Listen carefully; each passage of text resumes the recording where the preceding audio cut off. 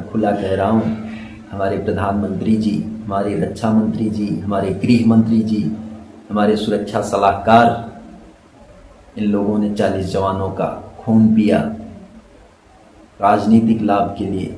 आप हिंदुस्तान के फौजियों की इज्जत इतनी ही है, चुनावी लाभ लेने के लिए हमारे देश का जवान रटा जाएगा। इस पूरे चुनाव में मैं घूमता रहा ये कटोरा हाथ में लेकर के, लेकिन किसी माई के लाल ने ना सत्य को सत्य बोलने की हिम्मत नहीं किसी माई के लाल में पैदा। ये सेना में जाने से अच्छा है कि आप कोई ठेला लगा लें, कोई फेरी वाला बन जाए, कहीं पे फरसा झुआ कर लें, कुदाल फावड़ा चला लें, नाला साफ कर लें, गटर साफ कर लें, लेकिन भारतीय सेना में ना जाएं। गटर साफ करने वाले की भी इज्जत भारतीय सेना के जवानों से ज़्यादा है। तो अधिकारियों के घरों में झाड़ू पोछा करवाया जाएगा, हेल्पर का काम करवाया जाएगा। आप देशभक्ति के लिए नहीं जाते, आप अधिकारियों की सेवा करने के लिए जाते हैं। आपको अधिकारी सीधा कहेगा, जिस दिन लड़ाई लगेगी उस दिन देखी जाएगी। अभी आपकी औकात यही है कि आप बूट पालिश करने के लिए आए हो, आप हमारी मैडमों के कपड़े धुलने के लिए आए हो। ये वर्ड बोला गया है हमें, कर्नल बेलूमुरुगन ने बोला है ये वर्ड। ये देखो जो कलंक लगाया जाता है, उस कलंक के बारे में मैं आपको बता रहा हूँ। सरकार, मैं आप लोगों से बार बार, अपने युवा नौजवान साथियों से ये बार बार विनती कर रहा हूँ, ये उनके लिए स्पेशल मैं ये वीडियो कर रहा हूँ। कोई माई का लाल पैदा नहीं हुआ जो आपको अपना मंच देगा जहाँ से आप बातों को रख सकोगे, अपने दर्द को बता सकोगे। बोला इससे देश की बदनामी होगी, आप मर जाओ, आप भाड़ में जाओ, उससे किसी को फर्क नहीं पड़ता। कितने फौजी मार दिए गए, देश को जूं तक नहीं रेंगती। 40 जवान हमारे चुनाव के लिए, चुनाव में लाभ लेने के लिए, मैं खुला कह रहा हूँ, हमारे प्रधानमंत्री जी, हमारे रक्षा मंत्री जी, हमारे गृह मंत्री जी, हमारे सुरक्षा सलाहकार, इन लोगों ने 40 जवानों का खून पिया राजनीतिक लाभ के लिए। आप हर तरीके से इस्तेमाल किए जाओगे। इसलिए मैं आपसे कह रहा हूँ कि आप किसी माँ की कोख सूनी मत करने जाओ, किसी बहन की कलाई को उजाड़ने मत जाओ। मेरे युवा साथियों, किसी का माथे का सिंदूर उजाड़ने मत जाओ, क्योंकि आपकी इज्जत कुत्तों इतनी भी नहीं है, गधों इतनी भी नहीं है।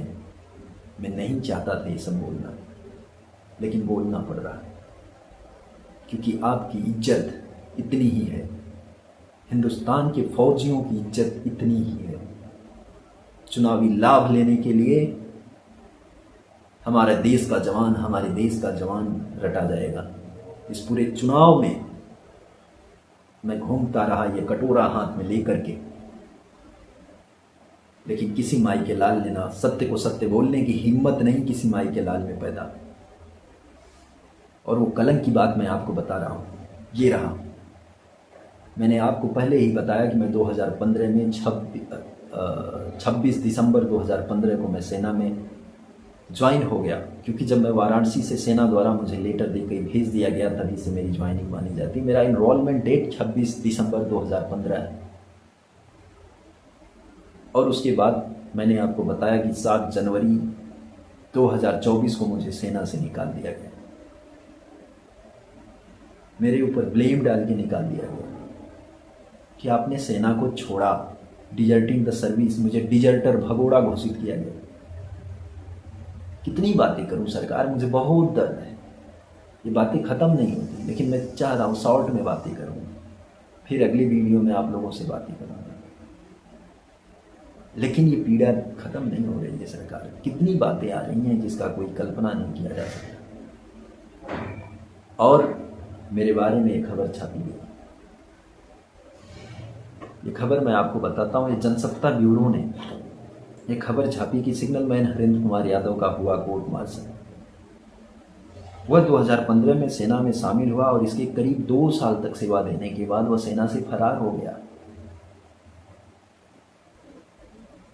अब बताइए सरकार, जब मैं 2015 में सेना में शामिल हुआ और करीब 2 साल तक सेवा देने के बाद मैं सेना से फरार हो गया, तो मुझे 2022 में ये कर्नल अतुल नैयर मेरे घर ये प्रशंसा पत्र तो देने नहीं आए थे,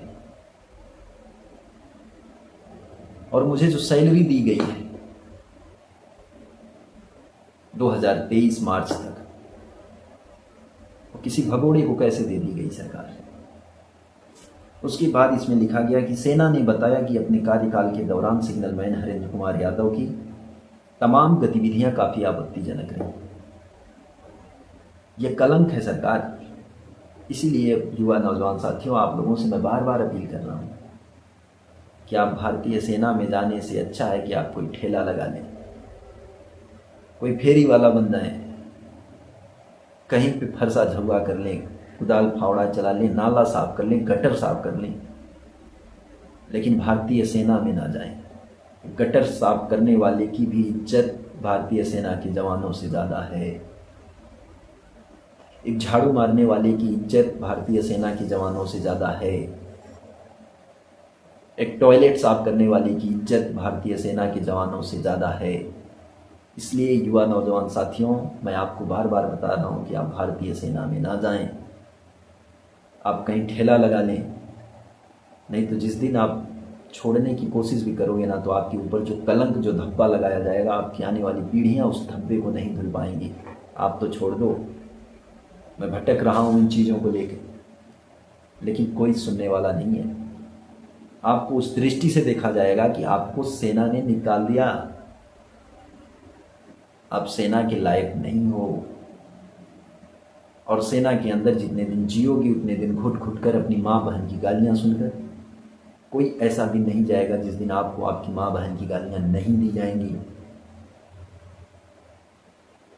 आपको अधिकारियों के घरों में झाड़ू पोछा करवाया जाएगा, हेल्पर का काम करवाया जाएगा।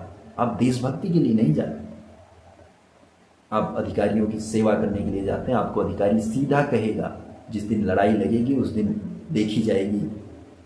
अभी आपकी औकात यही है कि आप बूट पॉलिश करने के लिए आए हो, आप हमारी मैडमों के कपड़े धुलने के लिए आए हो।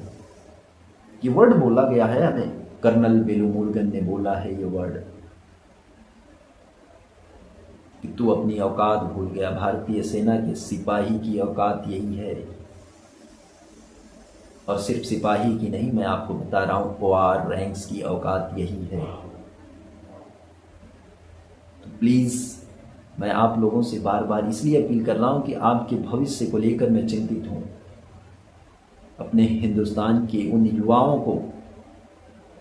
युवाओं के भविष्य को लेकर चिंतित हूं जो भारतीय सेना में देश की सेवा करना चाहते हैं, देश की सेवा करने के लिए जाना चाहते हैं। उनके भविष्य को लेकर चिंतित हूं कि आपकी वो सोच धरी की धरी रह जाएगी। इसलिए आप भारतीय सेना में जाने से अच्छा है